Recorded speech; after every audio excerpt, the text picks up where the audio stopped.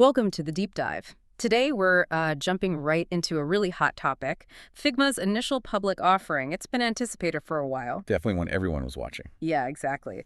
So our mission here is to sort of unpack why this design software company's stock just absolutely soared, what made it this model startup that investors loved. And we'll dig into the numbers too, the valuation, all of that.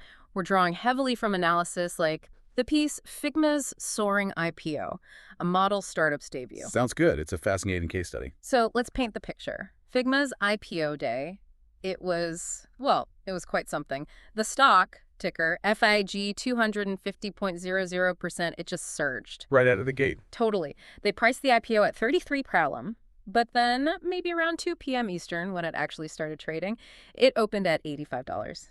Wow. Yeah, $85. That's like 158% higher than the listing price. Just incredible. And it didn't stop there. It kept climbing through the day. And, while that jump looks huge, and it was huge, it actually wasn't a total shock if you were looking at the bigger picture.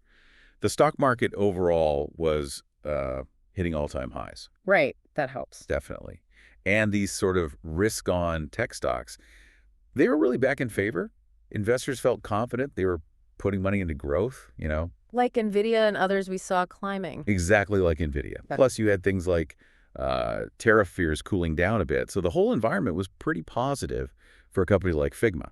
So the market conditions were definitely a tailwind. A big one. Combine that with Figma's own strengths and, well, a strong debut wasn't exactly surprising.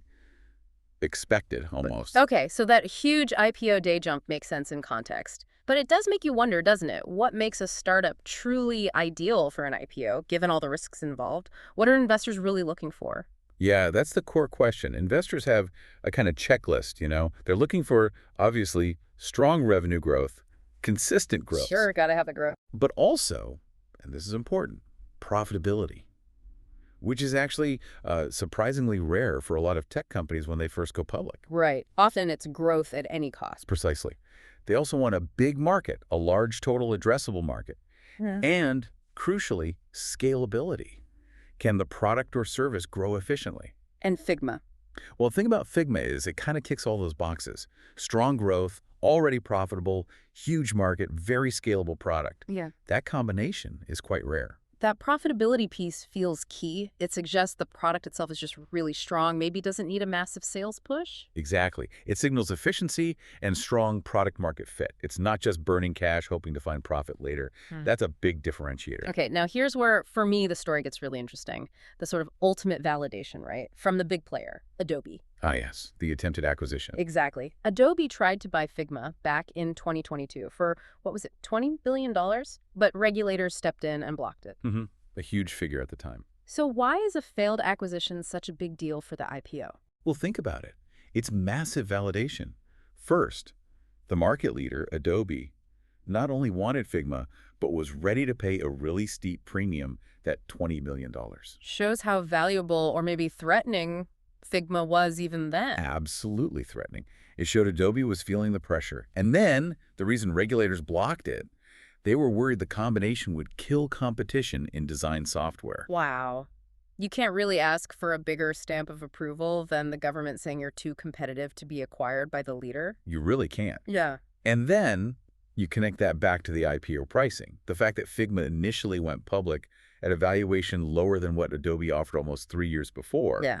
It felt like a gift, a bit of a bargain for those initial investors. That makes sense. But playing devil's advocate for a second, wouldn't being acquired by Adobe have maybe given them more resources, a faster path to dominance instead of going it alone on the public markets? It's a fair question. It's often the calculus, right? Yeah. Access Adobe's scale versus independence. But I think Figma's IPO performance, its ability to command that valuation without Adobe, kind of answers that. It shows they have the strength, the product, the efficiency to potentially do it on their own terms. They didn't need the acquisition to thrive. Okay, fair point.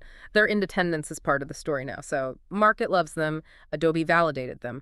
But let's get into the nitty-gritty, the actual financials. What do the numbers say? That's where the model startup idea really gets tested, right? Absolutely.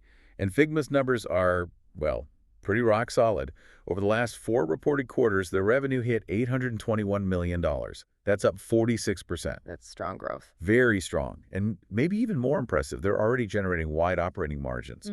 On a GAAP basis, that's the standard accounting method, it's 17%. Which, as you said, is unusual for a recent software IPO. Highly unusual. Many are still deep in the red for years. Plus, look at their gross margin. It's 91%. 91%. Wow. Yeah, it means the core product is incredibly cost-efficient to deliver. That high gross margin makes achieving overall profitability much easier. And leaves more cash for R&D, sales, everything else. Exactly. And that 17% operating margin. Yeah. It suggests, like you hinted before, that the product strength means they don't need a giant, expensive sales force just to get deals done. It speaks volumes about their competitive position. Okay. Strong margins, strong growth. What about market penetration? How widely used is it? It's already incredibly widespread. Something like 78% of the Forbes 2000 departments, the biggest companies are already using Figma in some capacity. 78%. That's huge.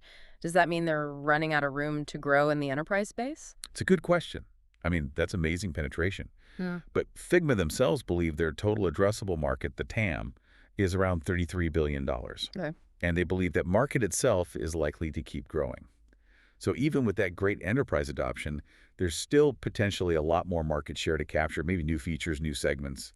They're definitely not hitting a ceiling yet, it seems. All right, so the picture is strong debut, validated by competitors, rock-solid financials, huge market potential still.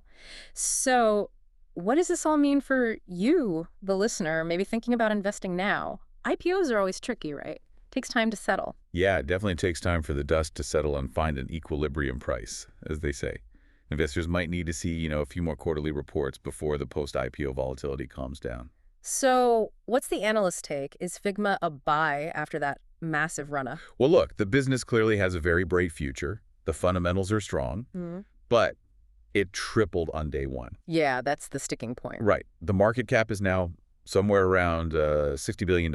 Yeah. That gives it a price-to-sales ratio, the PS ratio of about 70. 70, that sounds high. It is sky high. I mean, really elevated even for a fantastic growth company. So the analyst perspective we looked at, they're more inclined to maybe wait on the sidelines for a bit. Let the hype die down. Exactly. See if that initial euphoria fades. They'd prefer to see that PS ratio drop maybe below 50 before jumping in.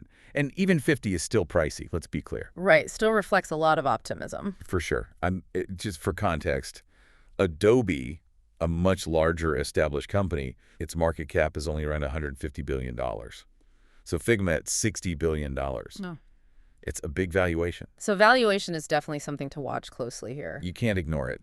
But at the same time, there's just so much to admire about Figma as a business.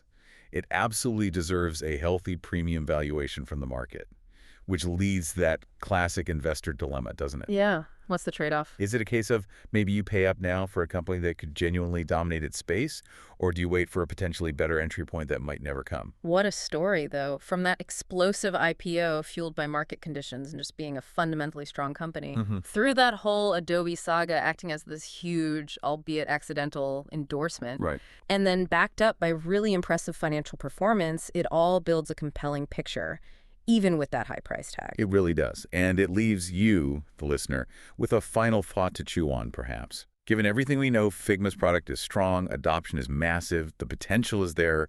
What's your personal trade-off? How much patience do you exercise hoping for a better price versus the risk of missing out on a company that might just redefine the entire digital design landscape? Something to consider.